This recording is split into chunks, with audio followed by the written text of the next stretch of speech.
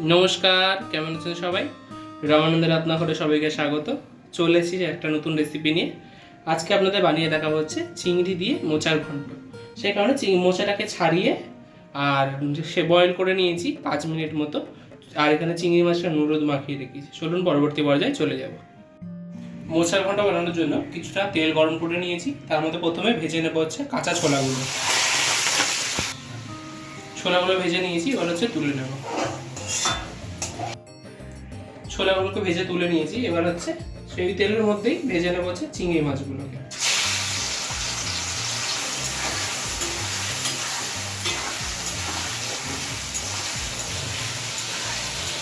চিংড়ি মাছগুলো ভাজা হয়ে গেছে, এবার হচ্ছে তুলে নেবো। হালকা করে ভেজেছি।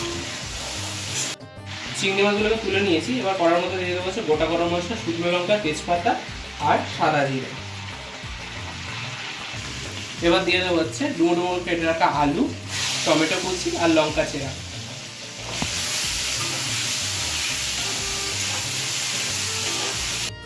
আলু কিছুটা ভাজা হয়ে এসছে, এবার এর মধ্যে দিয়ে হচ্ছে নুন, হলুদ, জিরের গুঁড়ো, ধনের গুঁড়ো আর লঙ্কার গুঁড়ো। এবার হচ্ছে মশলাগুলোকে ভালো করে কষিয়ে নেবো আলুর সাথে। আলুর সাথে মশলাগুলো ভালোভাবে কষিয়ে নিয়েছি, এবার দিয়ে দেবো ভেজে রাখা ছোলা।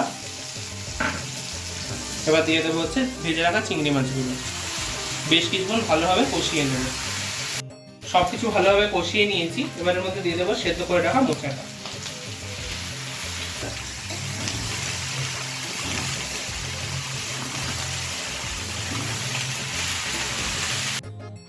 মোচার সাথে মশলাগুলোকে ভালোভাবে কষিয়ে নিয়েছি, এবার দিয়ে দেবো হচ্ছে 1 কাপ পরিমাণে উষ্ণ গরম জল।